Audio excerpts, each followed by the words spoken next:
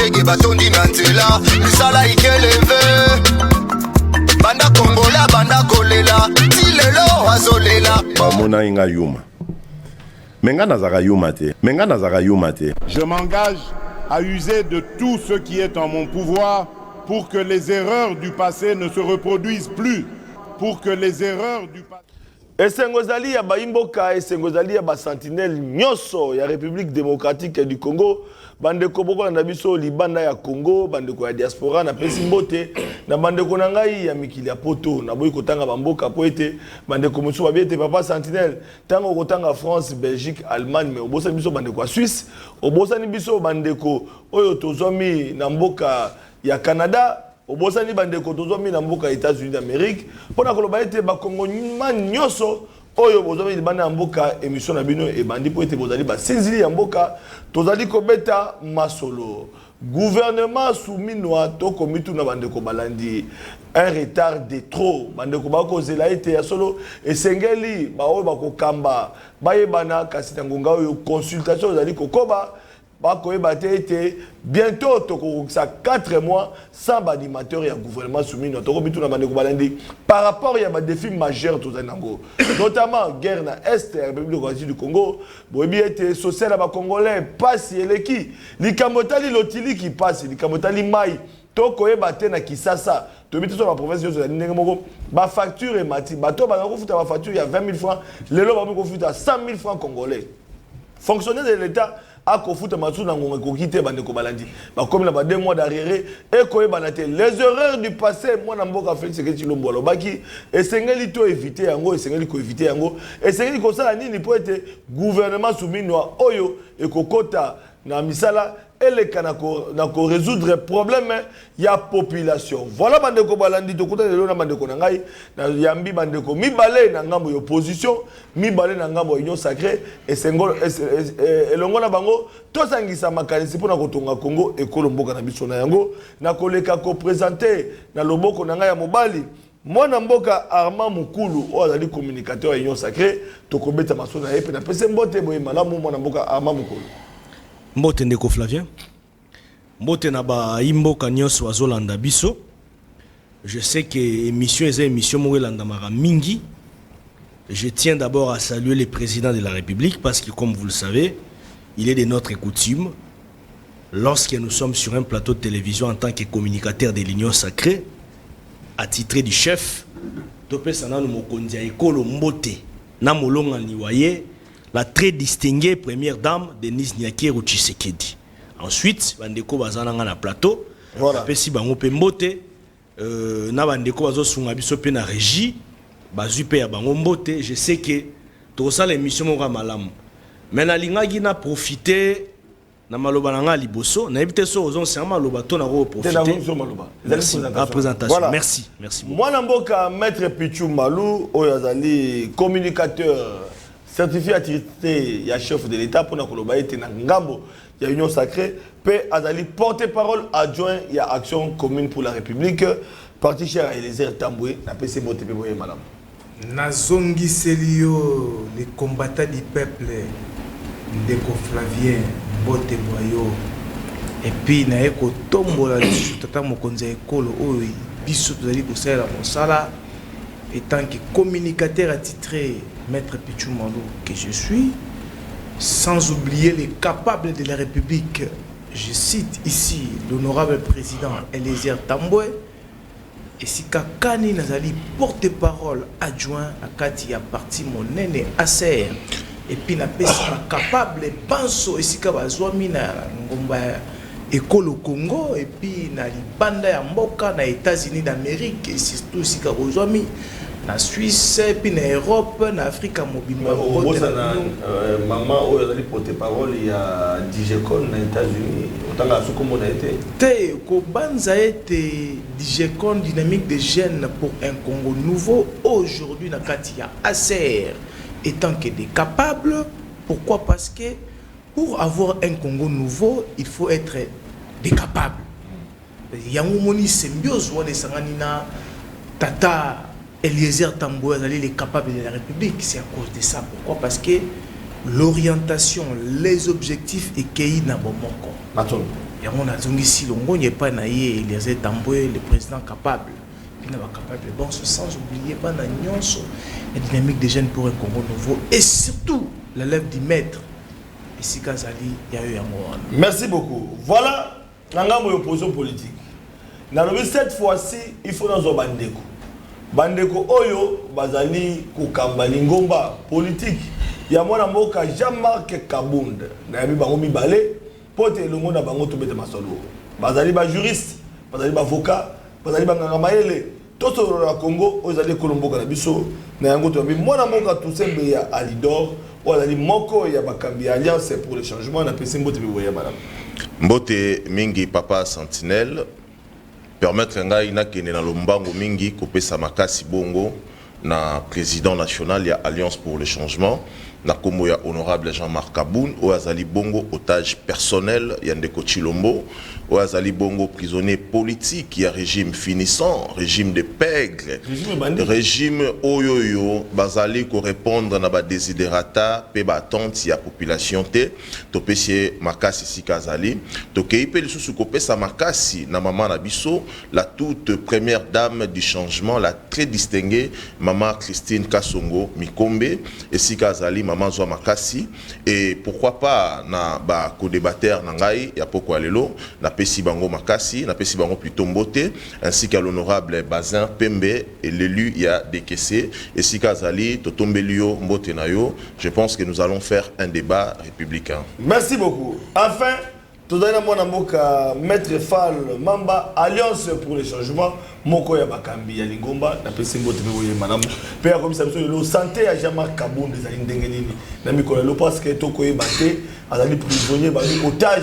Ya mwana mboka Félix Tshisekedi, Tokoye Kongo na bandeko biso pe ya union sacrée bazali awa, soki pe ba ko bazali bongo, kasi to bata Jean-Marc Kabound mikolo ebele na kena ko rendre visite dernièrement na prison Makala na banzi na veille ya libération. Il y a Stanis Boujakera, puis na mwana mboka Kipala Moto, autres années on a prison Makala, mais Mukolowana, Jean-Marc Kabound santé zalaki malamute, puis na Pesimbote na Pierre Casse, Oyo azali pasteur personne na prison Makala, tout ça na bango longo. Alors na habité depuis Mukolowana tilelo santé à Jean-Marc Kabound est-ce qu'il changé et bongi to pezo kenene. Boye malamu na mwana mboka Maître Fall Mamba. Merci beaucoup honorable Flavien. Mponi nazobenga yo honorable, nazobenga honorable pour bisoto ebike yo gagner l'élection, mais aux ala publié et pas ya fédéral il y a IDPS T. Parce que fédéral il y a IDPS monsieur Kadima ndazala ki ko publier ba sectionnaire na ba cellulaire il y a IDPS nyonso. Mais a publié te pour yo zala ki cellulaire T, aux ala ki pe fédéral T. Mais biso population, tout allez reconnaître que yo parce que vous allez qui vraiment merci très beaucoup. bien élu. Merci beaucoup. Na kei na niveau ya prison centrale, nazo pesa mbote na lombango na président national à savoir Jean-Marc Kabound Akabundu oyo ayali bongwana otoko bengo otage politique ya régime les plus médiocres depuis que la République a existé, régime ya Monsieur Tshisekedi et ses complices.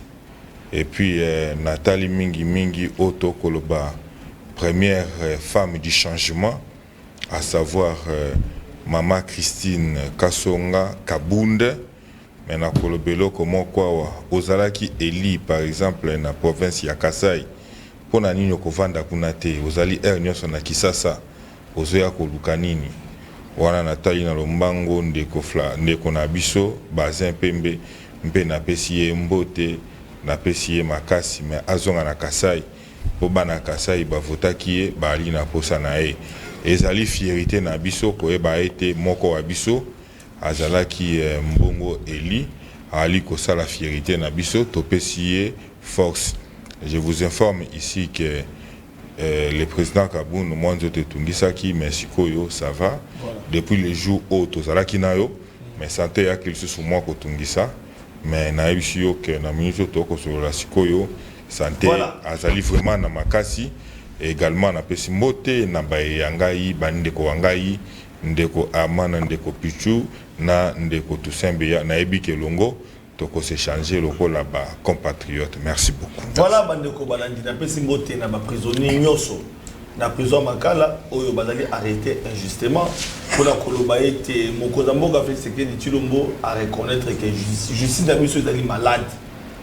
Justice na biso ezali kobela soki na prison Makala otali ndenge bando baza ko vivre tant to belela ki to moni pe ete ba emisusu ba bimisaki bango ba bazwaki na mikanda bazaki na ba dossier na bango ezalaki propre biso ba bimaki kasi to ko belela ete mokonza mboka fait ce que Tshilombo et c'est que nous faisons la mission na au état de justice pour être ba mission ba très kuna position na bango et bani na numala monter pour mission ba ko belela ete ya solo bazali injustement incarcéré toujours quand la position de la mission gouvernement soumis noir Toulouka un retard de trop.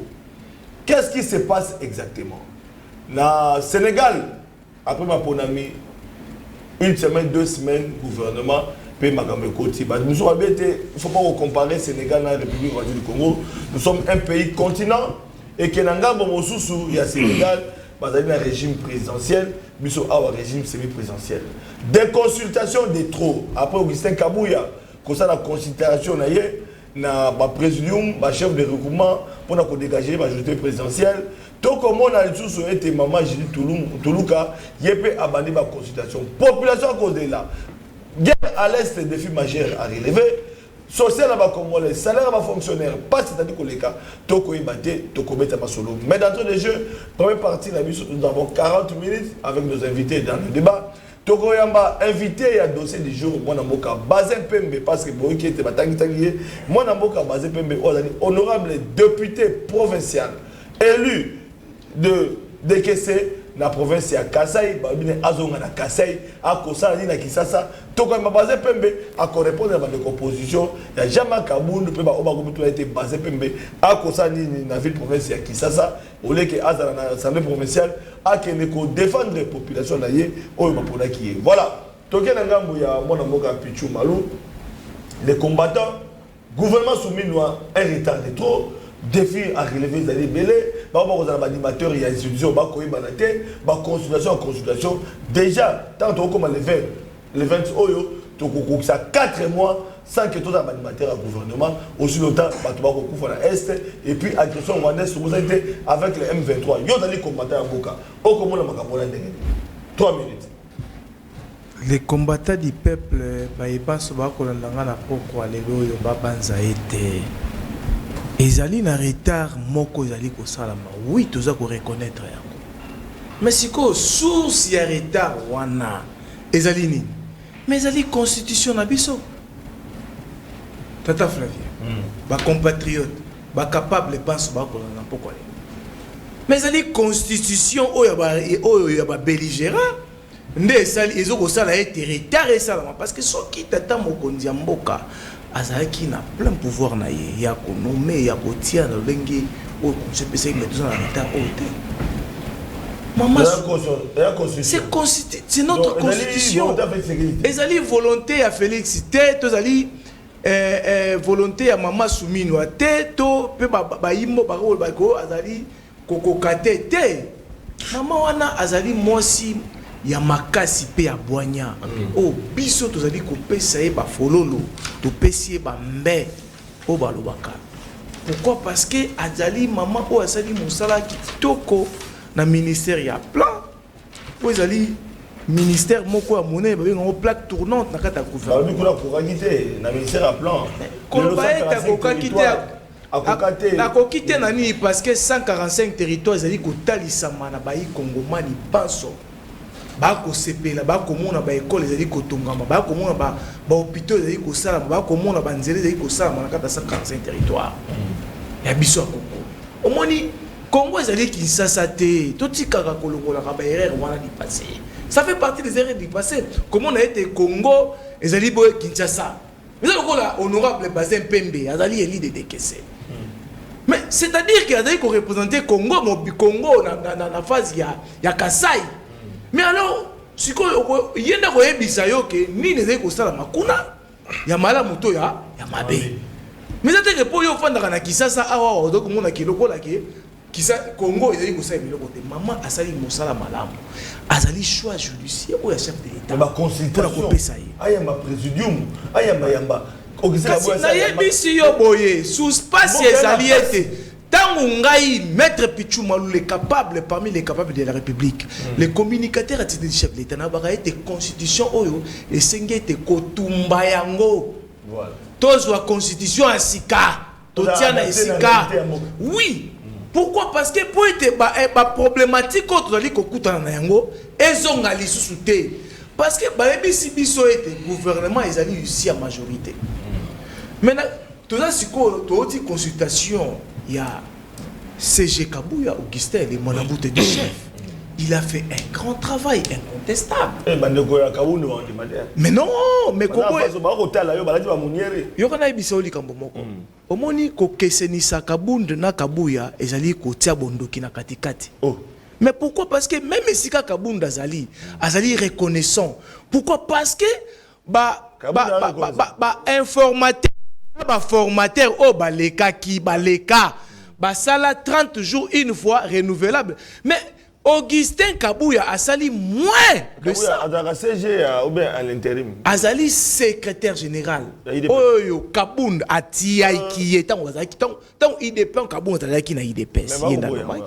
Aza intérimaire. Na lobi boy omoni kolinga kokoti sakaba nungu to kolobaka bilobela. Ezali na eza na esikate. Ça, c'est les communicateurs du chef qui vous parlent. Voilà. Les capables de la République. Voilà. Et puis, il n'y a pas si capable de son bot. Donc, on a des débat salité. Mais mon sala oya sali, attaque à boum de sika sali. Mais tout ça, on l'a dit. Attends, il y a un été Augustin Kabouya a sali mon sala na ngonga mokie. Et puis, à boy, il a faire dépenser misolo l'État. Et puis après si rapport naïe. Mais retard autre, c'est-à-dire qu'on constate pour être gouvernement et bima. Ezali basé na constitution. Voilà. Pourquoi? Parce que AFDC azali na ceux qui na quelques députés naïe. Autant. IDPS azali na autant. Motonyo azali kolinga kobenda badra naïe soubassement ezali constitution. Mais ceux qui mokonzi mboka azali qui na plein de pouvoir naïe. Mais makelelo ezalité. Mais retard ezalité. Parce que maman Soumino abimi obena mosala malamu Augustin Kabouya sali ndesali tata mokonza mboka azo mokolo to na ye apesa ye voilà apesi. C'est-à-dire yete esengete ba kongomani ba ye ba ete ngonge koki totele mapo ete constitution oyoyo ezala sous mobeko likunzi te po na mboka Congo. Voilà. Ezali ko po ezala makambo ebele na kati ya constitution.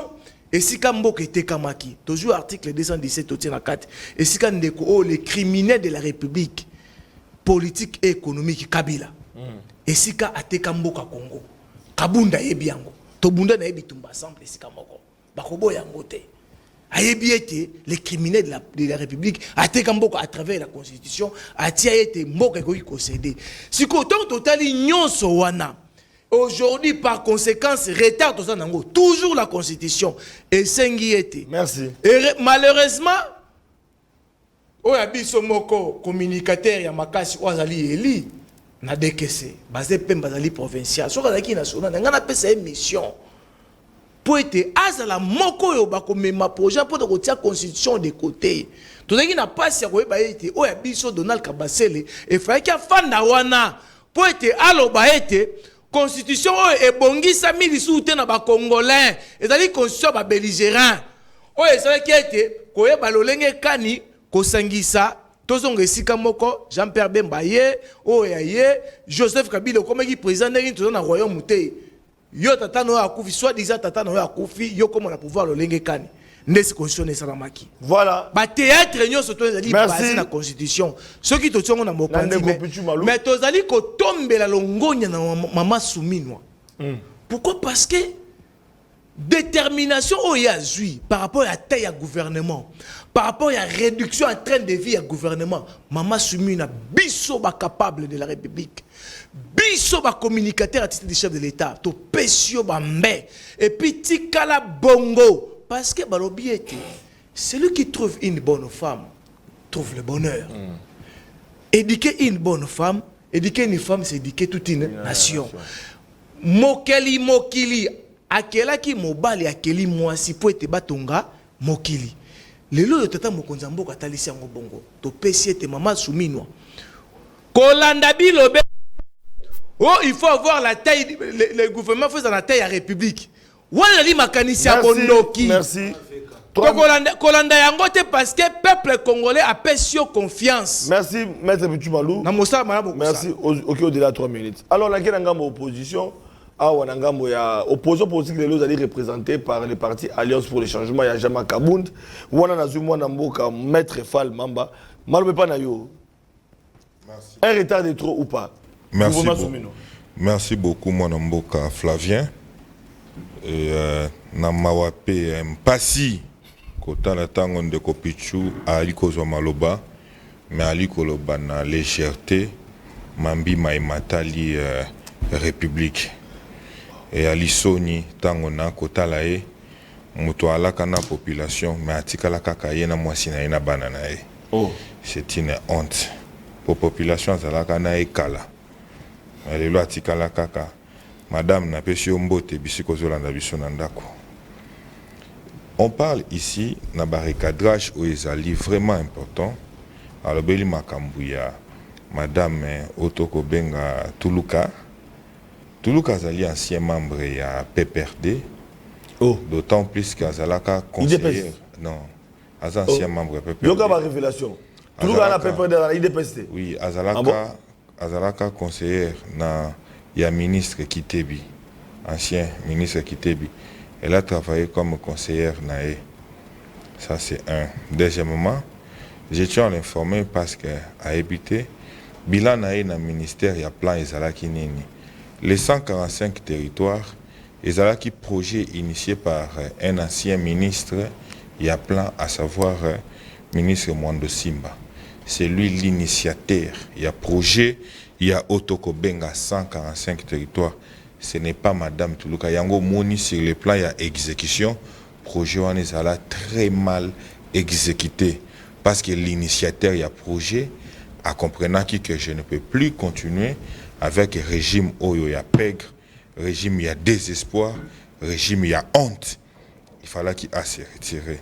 Mais ici, Nayoki lisusu ndekonanga aliko soutenir propos autokoloba ya changement ya constitution où ils allaient renvoyer biso na réflexion na mambi les SGA Augustin Kabouya et Augustin Kabouya va besoin d'aller secrétaire général à IDPS intérimaire ici la KP intérimaire nini ici la KT Bachaka est secrétaire général ya IDPS intérimaire mais intérimaire ici la KT intérimaire nini ici la KT.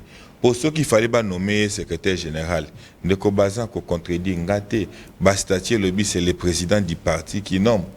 Congrès IDPS c'est ça les Makamu colonie ne peut pas nommer le secrétaire général. C'est comme ça. Non, à vrai dire, Augustin Kabouya n'est pas le CG, il y a UDPS. Il n'est pas le secrétaire, il est le SGA. Ah bon? Poste il y a secrétaire général na IDPS c'est vacant. Ah bon? Oui. IDPS est secrétaire général, poste Zali vacant. Président IDPS Azali. Président P IDPS Azalité.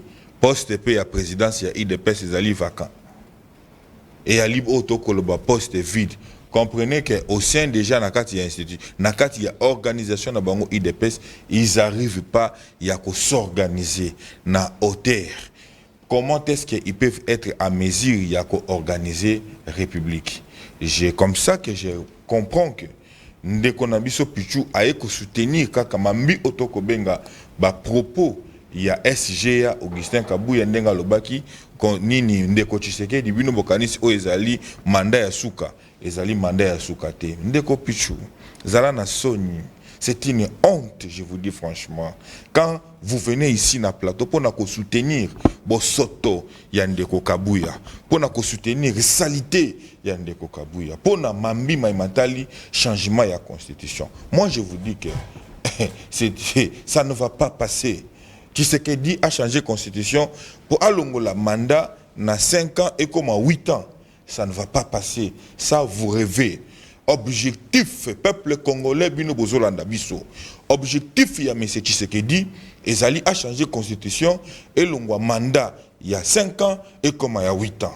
Ndeko Flavien nazoyebisa yo eloko moko biso tobangaka te biso ndenge tozabo mais biso nde tobangisaka ngana kobanga kaka eloko moko soko oyebisi ngai mata na immeuble oyo ya Sozacom na mibwaka na se na kobanga ngana zali ata Yesu ayebisaka Satana te komeka nzambe na yo te soko oyebisi nga pena telema na boulevard ya 30 juin mpo mituke tout ngai na kosala yango te mais pona ko s'opposer farouchement na M. Tshisekedi ça je le ferai na ebisio na kobanga eloko moko te parce que na ebi que population peuple congolais a ali na biso Tshisekedi alingi a changé constitution pendant que population zali kokufa nzala pendant qu'il est incapable ya ko mettre en place vision ya tata naye auto bengaki le fait Etienne Tshisekedi ayebisa kibiso le peuple d'abord le auto kokufa na nzala talanga na ina émission na yo koyebiso ke depuis tongo na liete tina ina émission mais na zika kama kasi na nzoto pourquoi parce que Tshisekedi azali na incapacité ya couper sa population ne serait-ce que le pain depuis tongo na mélicité parce que Tshisekedi est incapable. Comment vivre un Congolais par jour à Liakaboni? Ça, ce sont des questions primordiales. Tout dans les lots va fonctionner, par exemple, au Foutama. Na retard, il y a combien?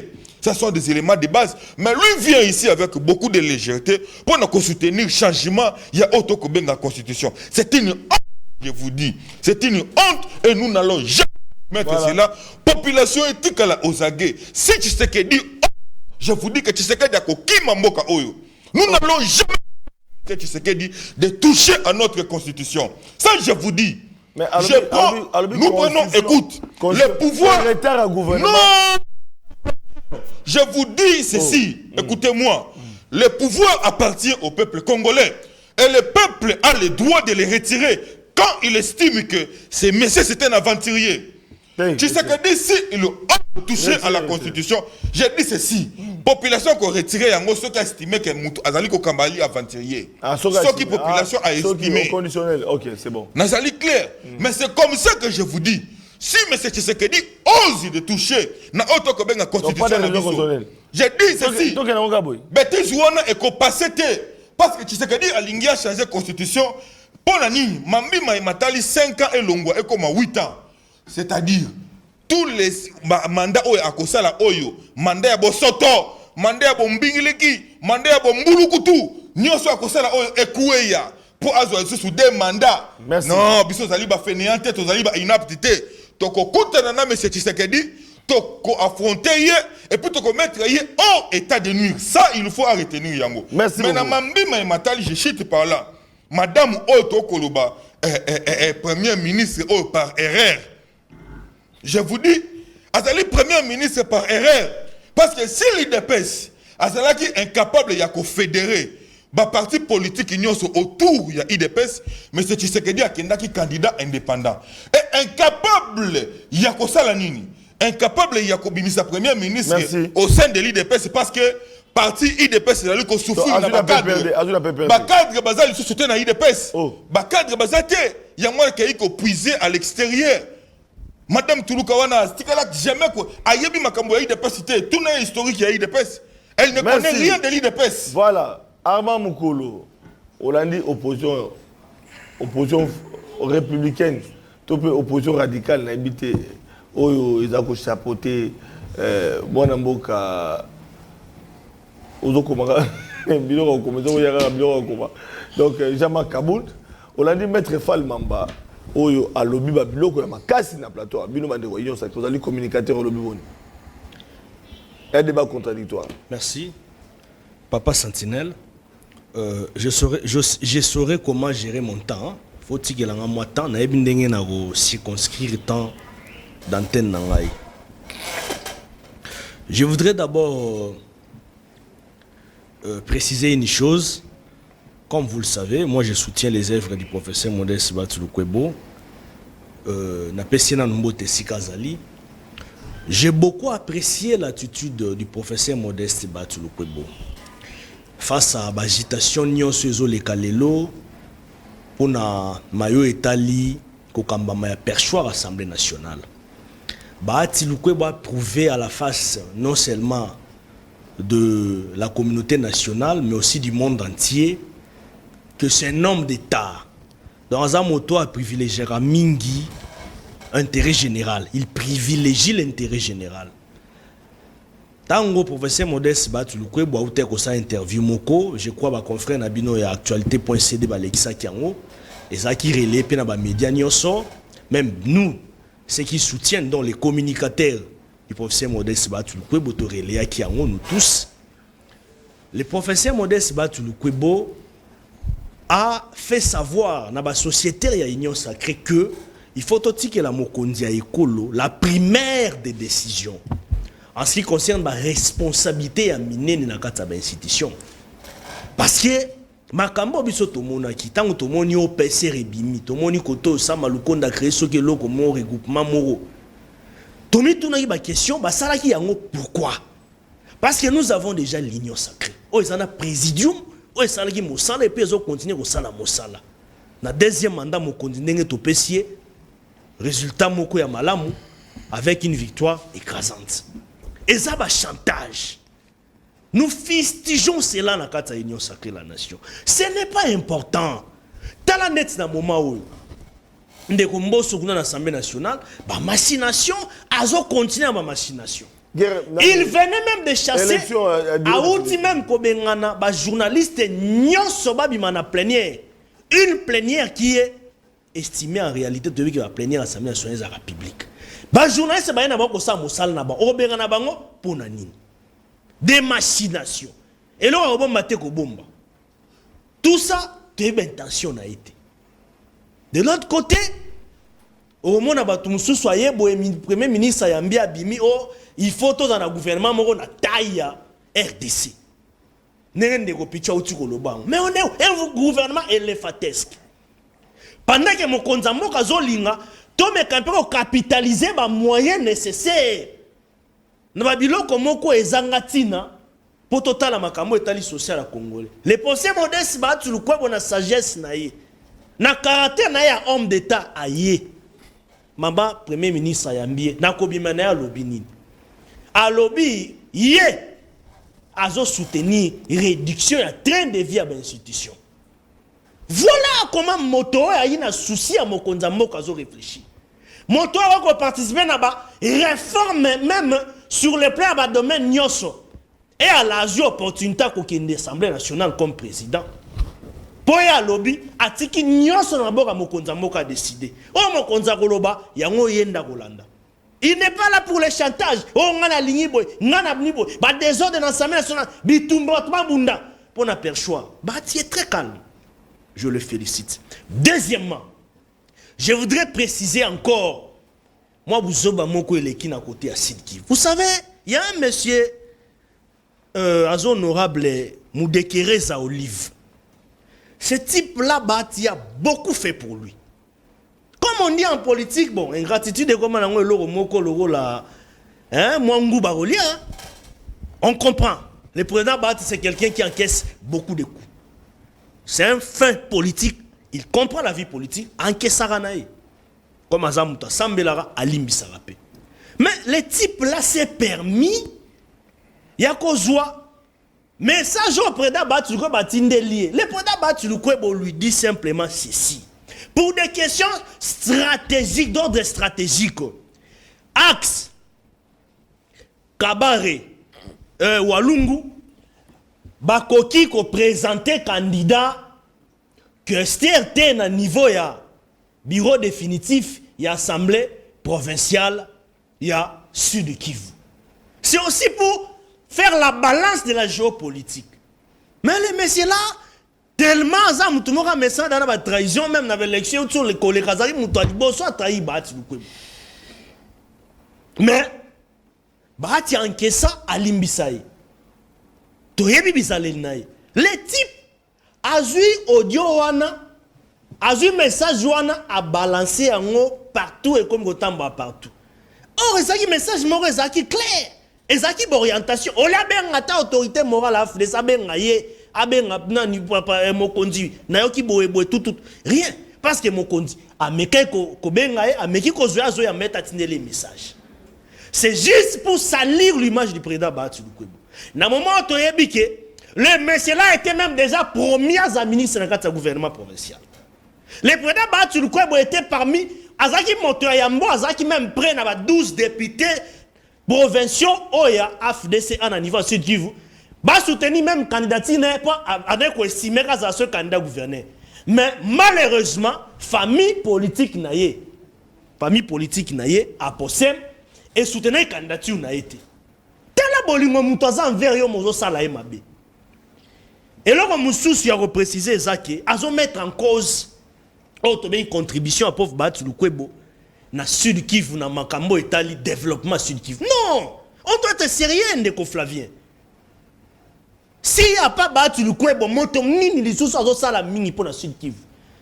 Na ba plaidoyerie na nyonso esengi na kokota ba lobbying koto consort sur les plans socio-économiques na développement Sud Kivu. Moto a investir mingi même na immobilier. Moto a investir mingi na mayo etal même ba œuvre qualitative, ba œuvre sociale. C'est Batou Lukwebo na Sud Kivu. Moto musu sazalité, ça tout le monde le sait.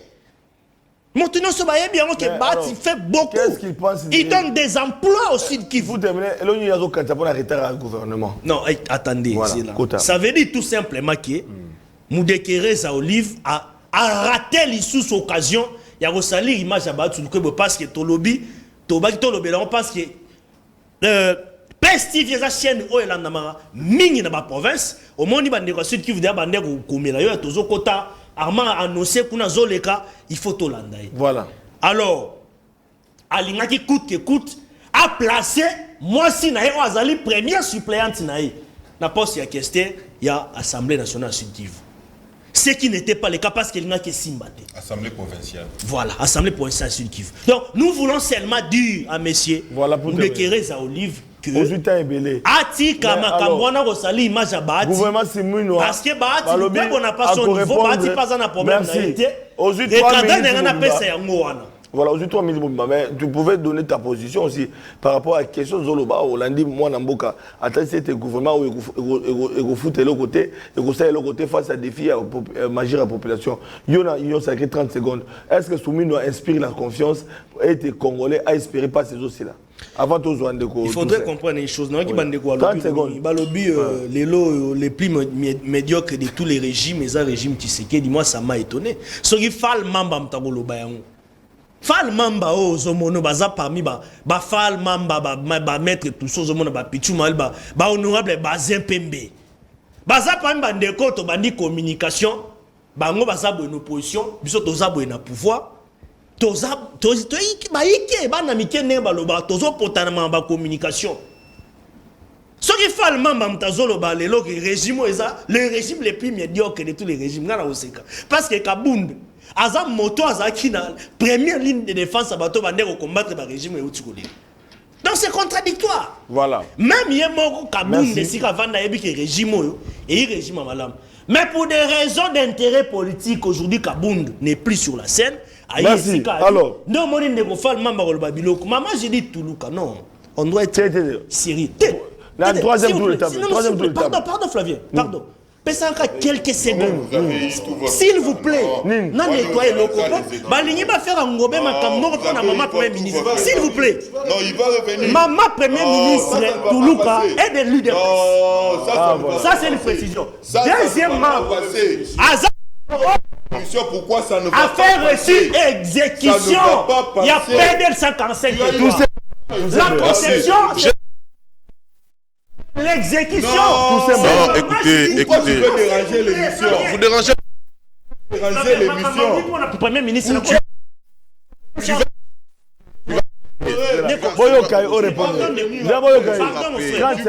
vous plaît. Équilibrons, s'il vous plaît. Non, c'est notre premier ministre, s'il vous plaît. Non, je ne vais pas faire passer ça. Non. S'il vous plaît. Pardon, mon frère, s'il vous plaît. S'il vous plaît, donnez-moi quelques secondes seulement. Quelques secondes, s'il vous plaît. Et on est bon sens quelques secondes. Elle est de l'UDPS ou pas? Elle est de l'UDPS. Deuxièmement, elle est de l'UDPS. On est à coup de problème, t'es né con de l'UDPS. Deuxièmement, PDL 145 territoires. avec Judith Toulouka, Nelelo Tozui 178 écoles. Parce qu'il y a un ministre à plan. Ça veut dire que sous l'exécution, il y a ministre à plan, tu as réussi qu'on soit 78 centres de santé. Tu as réussi qu'on soit plus ou moins déjà 5 km de route sur les 30 km de route à des sites agricoles. Dans la localité. Merci beaucoup pour la parole.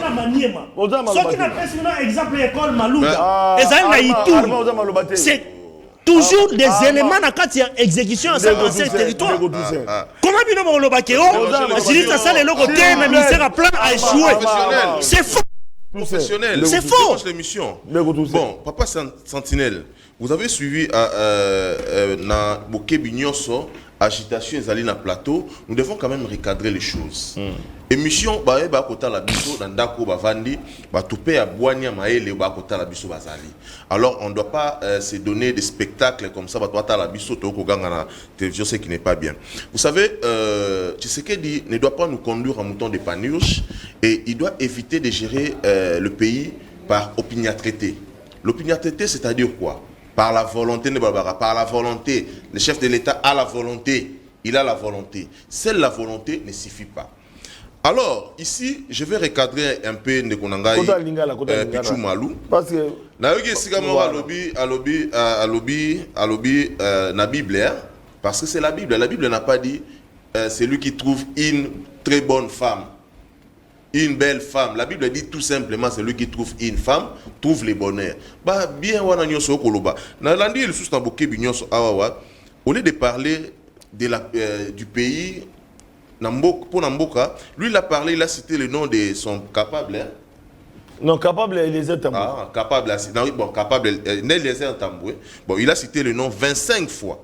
Oh. Au lieu de parler, combien on y a 25 fois. On a compté. Oui, j'ai compté. 25 fois. Alors, ici nous allons démontrer comment texte Maman Judith Azali incompétente. Incompétence na yezo utawapi. Parce que à outina nous na régime passé, oyo yande konani Sama Lukonde. Avec Sama Lukonde, cette dame fut ministre et à plan. N'est-ce pas? Elle a piloté les projets phares il y a 145 territoires. Le projet phare il y a 145 territoires, d'où Ezala qui n'a monté, Ezala qui déboursé à la hauteur de 750 millions de dollars. Et cette dame devait d'abord nous faire une restitution. Yambongwana. À ça la biso restitution, bah école à Tongiwapi, na Kinshasa. Pour Kinshasa pe na bate, ezapé na ba territoire. Kinshasa, c'est que les gens oublient. Kinshasa a des territoires. Alors, bah l'acception attend na Kinshasa, comment école moko, toka centre moko ezate. Elle n'a rien fait pour la population congolaise. Alors je vais revenir. Les plans Yandeko Chilombo, ezalaki azala na premier ministre moko. Oyo akosala ombrage na personnalité na été le kolandi sama lolenge ya ndeko Sama Lukonde. Sama Lukonde azalaki ministre mon premier ministre moko, donc oya salaki il était donc absent sur tous les plans de la vie sociale de Congolais, notamment ndeko nabiso Judith Toulouka oyo aye awawa. Je pense que ces plans finesques Oyo bino bato ya IDPS, bozana yango ya koluka ko changer constitution. D'abord par erreur, beaucoup des hérésies. Na kolandisa Maloba ya secrétaire général adjoint ya parti Oyazali Bongo Ndeko Kabuya. Ndeko Kabuya a fait Asali Moussala il y a informateur d'abord. Il a fait ça pendant Asali Moussala il informateur. Il était informateur. Mais c'est vous qui le dites. Moi je connais que c'est un secrétaire général adjoint. Niki. Mais de l'IDPS, non monsieur. Non, non, non, il faut éviter ça. Tu es très intelligent. Est-ce que tu peux te... C'est simple. Lorsque quelqu'un n'a jamais été nommé par un président du parti, issu d'un congrès, il est secrétaire général adjoint du parti. Kabouya n'est pas modèle. Vous savez, à l'UDP, s'il y avait des élites, vous êtes communicateur de qui? De l'Union Sacrée. Ah, de l'Union Sacrée qui est pilotée par Ndeko Chilombo, non, n'est-ce pas? Oui. Ndeko Chilombo est membre de l'IDPS. Moi, je sais, je vous connais étant communicateur de l'Union Sacrée. Et étant communicateur de l'Union Sacrée, Angobé, encaissé, vous allez vous allez répliquer par après. Et je vois ici, comme j'étais en train de dire, Ndeko Nabiso Kabouya, où Azalaki Azui Moussala rôle il y a informateur pendant 40 ou 45 jours à Salaki Moussala Nae, il a mal fait ce travail.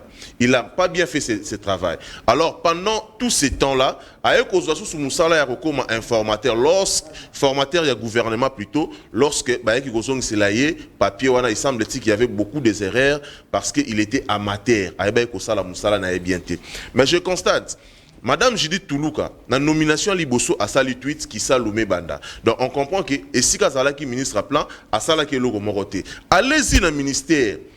Ministère y a plan, dans secrétariat vous allez organe technique, vous allez voir des problèmes que la dame a laissés. Si elle n'a pas été à la hauteur, à mesure, il y a que gérer des problèmes où ils allaient ministère qui ministre des titelles, alors gérer toute une nation, elle ne pourra jamais le faire. C'est une dame qui a déjà échoué en amour. Ah, il a vraiment échoué lamentablement avant même qu'elle fasse ce travail. Azali Mwasi Moro Oyo, c'est pas que Mwasi Banda Congo Zala Congo, on n'a jamais eu une dame. Mais c'était un très mauvais choix de la part de Ndeko. Retenez ceci.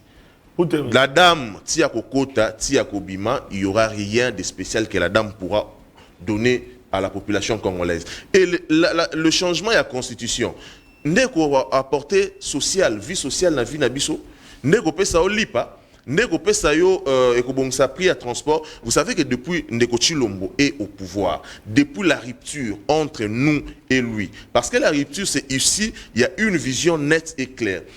Le président Jean-Marc Kaboul ayant constaté que Ndeko Chilombo azalaki na vision moko nette clarté, azalaki rupture le 18 juillet. Et sur ce, j'en profite même sur l'occasion, étant donné que l'occasion aussi faisant les larrons, nous avons une matinée politique dans cadre il y a 2 ans à Bissau.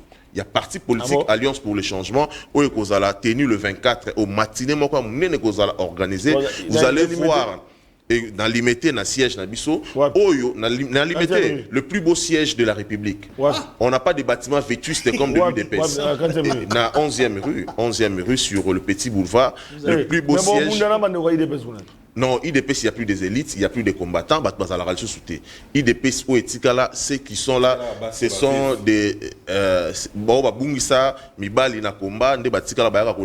chaque jour par l'entremise, il y a alors ce sont des gens Oyo, ce sont des gens à ne pas faire confiance, à ne pas donner ses crédits, étant donné que Bango na Ndeko Chilombo ici va échouer. Alors nous allons venir remettre les pays sur les trains, sur le bon port. Merci. On doit recevoir l'honorable Bazin, mais je vous donne à chacun 30 secondes, peut-être pour avoir un souci. Comme ça, honorable Bazin, vous avez conçu, s'il y a des choses à répliquer, maître Pichu Malou, 30 secondes.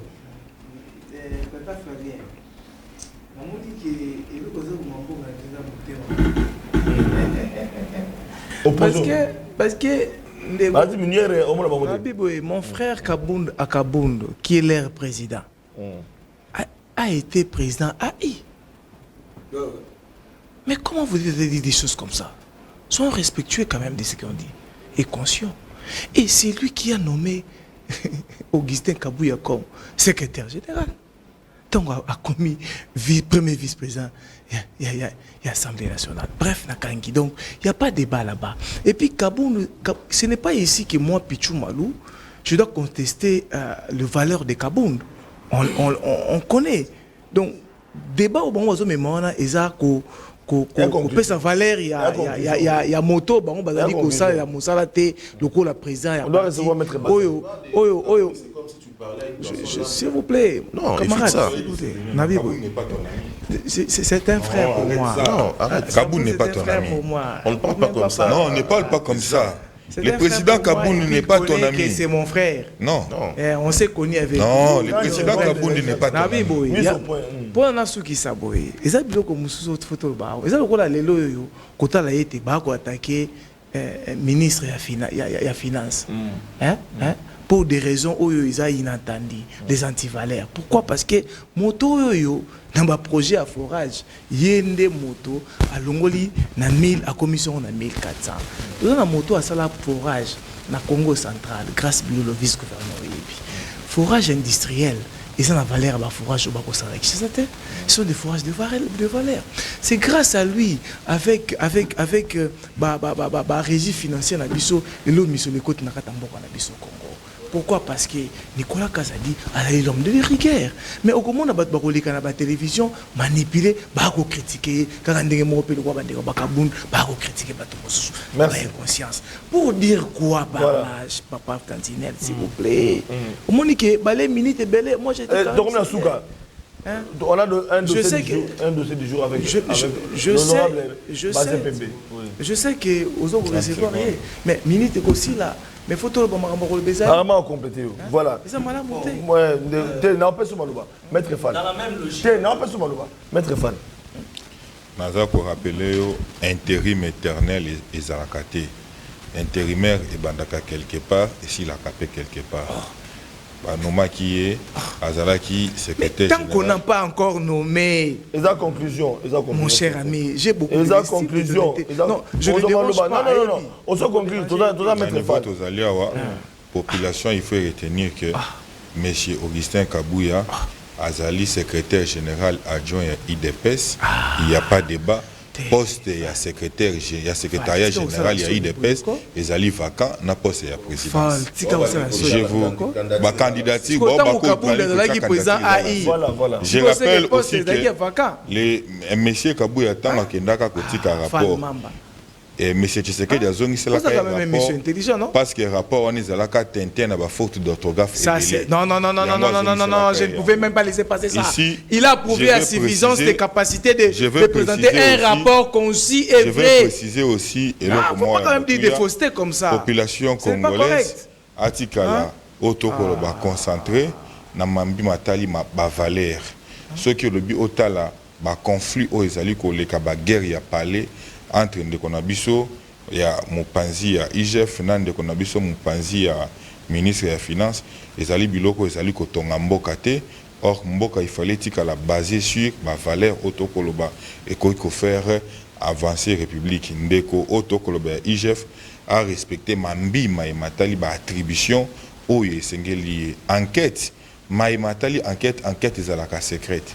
enquête okoko zwango te obenga presse opesa bango obenga bato pesa so sali enquête aussi ici opesi na acquis des droits pour na basa la continuité na côté pe ya Nicolas Kazadi ayebake bisika ali ezali te ke aye ko sala mosala ya tata na eto ya mama na ye ali ko servir mambi matali population congolaise il faut ko sala musala parce que oyebake un jour on rendre compte population oyo to bana na yo Bakozala devant fait accompli. Merci. Maître Fall a été objectif. Merci. Bon, je voudrais aller dans la même logique. Moi, je crois quelqu'un comme Nicolas Kazadi mérite beaucoup de respect dans la vie. Pourquoi j'ai dit ça, Nico Flavien? Vous savez, ça fait plusieurs décennies, plus ou moins 15 ans passés. Notre pays avait un problème sérieux avec les institutions des droits de l'homme. Des institutions crédibles au monde entier. Parmi les institutions crédibles sur le plan international. Neti, Banque mondiale, pour ne citer que FMI, Banque mondiale. Mais aujourd'hui, grâce à Nicolas Kazadi, l'institution à Bretton Woods, zongi na Katsamura. Et puis ils sont prêts même, il y a quoi accompagner, ils sont dans un fonds colossal pour un projet de développement Mboka na biso. Ce qui n'est pas fait dans Mboka Moussous na Katia, Afrique, un pays sous-développé comme les nôtres. Ce n'était pas facile, Bazonga. Aux hommes, les FMI encourage et puis accepte, félicite Nicolas Kazadi pour l'accroissement de la finance publique dans le monde. Tout le monde a dit Georges Girard, la directrice générale, FMI, ce n'est pas facile, mais si nous avons féliciter Mtambo. Grâce à Nicolas Kazadi, tu finances l'élection à Bissot, et quand Nicolas fait ça, c'est sous l'impulsion du chef de l'État. Tu finances l'élection à 100% dans mon solo. Papa, Covid-19 est au bêta monde entier, crise financière mondiale. Merci. Grâce à Nicolas Kazadi, on a pu maîtriser ma subvention pétrolière, ma situation macroéconomique à Mboka na biso. Grâce à Nicolas Kazadi. Grâce à Nicolas Kazadi, on a besoin de tirer sur lui pour imaginer. Nicolas Kazadi a fait de telle sorte qu'aujourd'hui, mission FMI et na mboka na biso.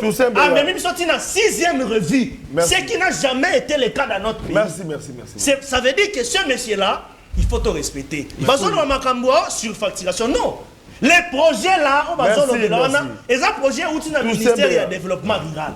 Nicolas Kazadi, il a été consulté dans ma prérogative comme ministre des Finances. 30 secondes l'équipe.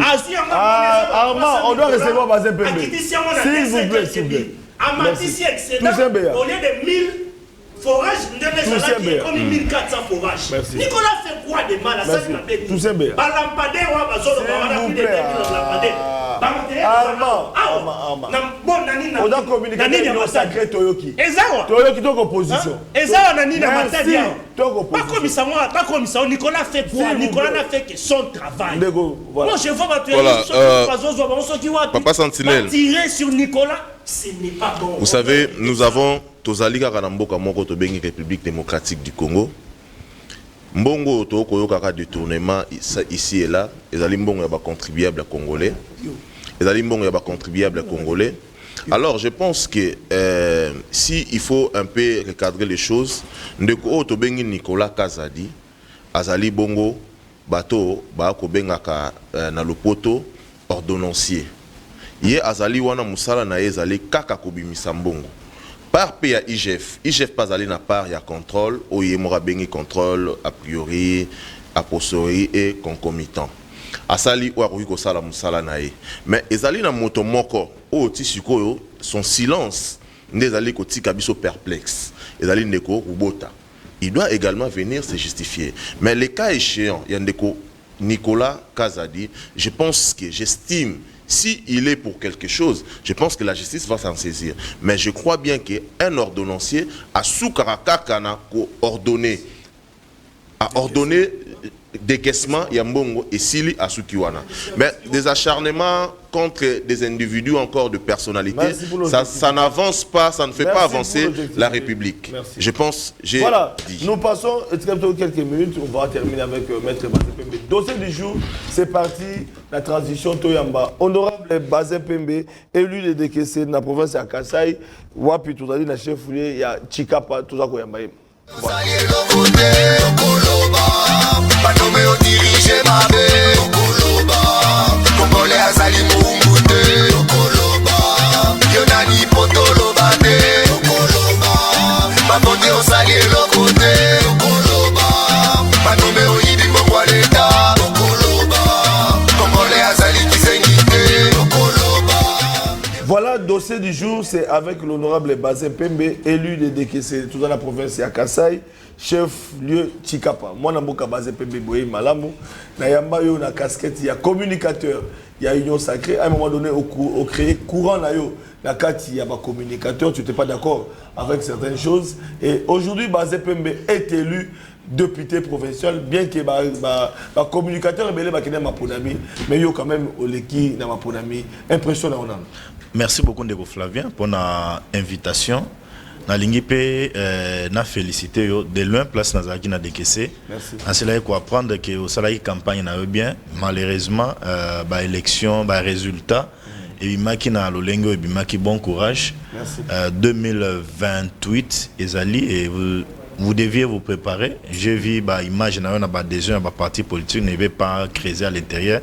Mais ce qui est bon, Dieu a fait grâce à l'autre. Vous allez ba élu na territoire ya décaissé place nazali ko pesa ba ngombote pe tozali ko siéger na province ya Chikapa chef ya Kasai chef le Chikapa de place tozali to ya ko sala musala bureau d'âge bureau définitif ils a déjà installé on a coopté ba chef coutumier bambana na biso ezala qui a accepté donc aujourd'hui on est en plein musala na kati ya assemblée provinciale ya Chikapa nazana Kinshasa wa pour na ba raison mosusu ko sala ba démarche ndeko basé c'est ngati kala na Chikapa la Kasai azosa na Kisasa ba autoza na plateau non nganaza élu naza na ba charge ya peuple territoire à décaisser ba enseignant ya territoire à décaisser ndenge tozali ko ba boy basali 4 mois d'impayement selon banque oyo futara bango na niveau ya bango babengi non une société microfinance au babengi IFOD ya onde zo akaba enseignant de décaisser en charge via banque ya Robank. Mais tango ba komi na lodja balobi mbongo ezate esili ba Jean Pierre wana bazongi tina lelo ndenge tokoloba boye ba enseignant ya dekese ba futamite. Je suis à Kinshasa, ngai na ba étudiant ya bana ya ba enseignant wana ba élève bana ya ba enseignant wana pona toyiba koma kosala pression na madame o babengi madame Charlène oyo azali caissière principale ya IFOD na DRH ya IFOD o babengi Lodi na Mese Kibala.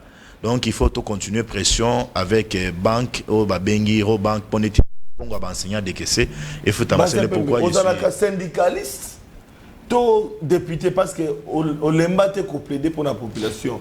Il y a des caissés au capé sonité ba benga yo zali moko ya bande ko décaisser aux ali villageois au look na ngo sonité et que lelo yo ba pesi au mandat au lobela bango ce ko kolongwa kuna oye pour na ko plaider à na Kinshasa. Est-ce que vous allez parce que vous allez motiver toujours dans makila bitumba au défendre bande ko décaisser to pe ba futi mbongo pour lobela bango ta avocat. Non, parce que vous allez faire avocat, il faut pas demander. Oui, Nazana, juriste ou avocat. Nazana responsabilité, on a pas si je suis un élu, il y a peuple, donc je n'ai pas besoin d'un bon na bango.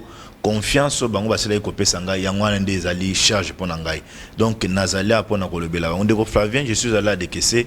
Je peux vous rassurer que les alliés territoire moko très enclavé. Et ceux qui ba fouti ba enseignant na territoire de Kessé, aux autres sentir que notre territoire est allé en ébullition. Okay. Donc c'est l'activité où ils allaient kuna batang batuba ko mona mbongo et allait tang ba ko futa ba enseignant. À part moi activité moko commercial les allés ko salama. Donc c'est une responsabilité pour moi tant que ba futa minga na ozala l'est. Je peux vous rassurer quand en mi-temps on a zaliawa à partir à 4 heures 5 heures, bah nombre d'appels au enseignants de caisse.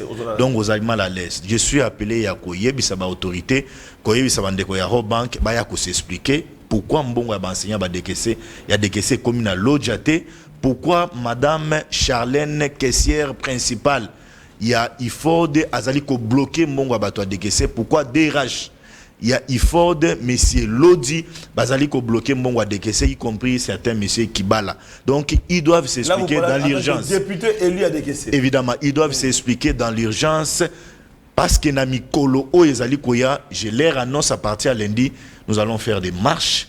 Et nous allons les bloquer.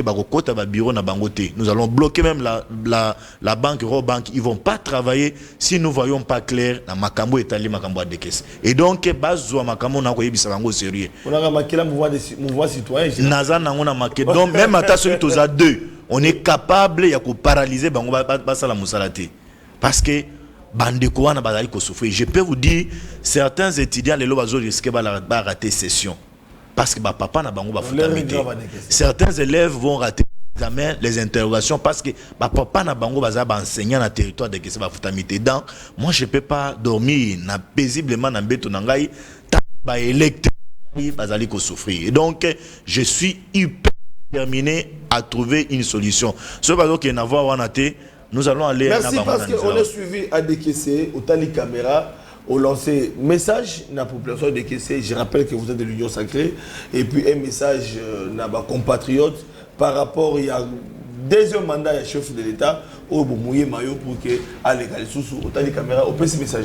Message nanga liboso, j'ai aimé ndeko nangai que j'apprécie tant bazaki na plateau. Ils ont parlé d'un sujet au étaleli ministère de la Finance.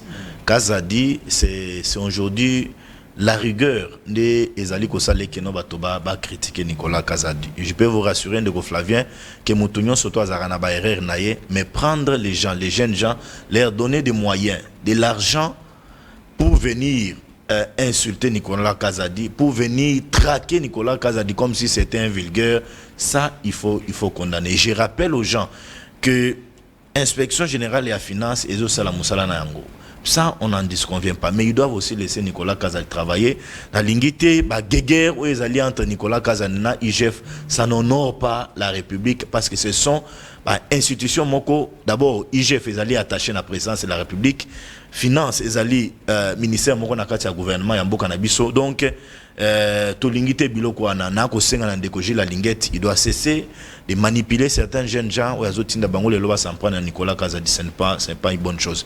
Na o étalé l'inde de Flavien, perchoir ya Assemblée nationale, je suis d'accord que président de la République Atika Ndeko Mbosso a compétir, Atika Ndeko Bati a compétir, Atika Ndeko Vital Kamerhe a compétir, programme ya moto na moto et salema et kozala kitoko mingi parce que nous voulons faire triompher la démocratie.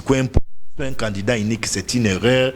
Candidat, on a aujourd'hui jusqu'à beta tolo qui ngana moto, ngana aboué na aboué, à co travailler était na logique et puis na impulsion à président de la République Félix Antoine Tshilombo Tshisekedi. Merci beaucoup. Tokomi asuka émission na biso. Je pense que wato so balandi biso na dossier nengotu ko lo bantu bazi était ya solo moto singa sa musa na ye et que Nicolas Kazadi pe c'est que landima ba inspecteur ba yape ko dité ba yape ko inspecter ba osamusa na bango na banzi ke atako tuna ya pamba iza mabete atako koma ya pamba ndenge tomona yi patoni mwa ba inspecteur ba komaki tomaki moment donné ba expliquer na ba vidéo et que makambo ndenge kindeki toko senga pe na ba de commission ministère de finance en tout cas batika IGFP asala musala na ye pour que ba kongomani ba yeba misolo wana est-ce que sala ki musala na ndenge singilaki to ndenge singilaki te. Merci beaucoup na mona boka baze pembe.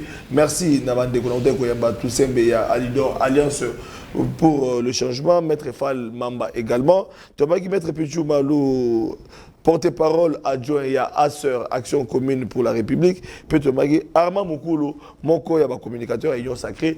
Tout le monde a lobby m'a invité mon pour la mettre à Congo. Pourquoi est là mon amabota na bino Maton Domingue.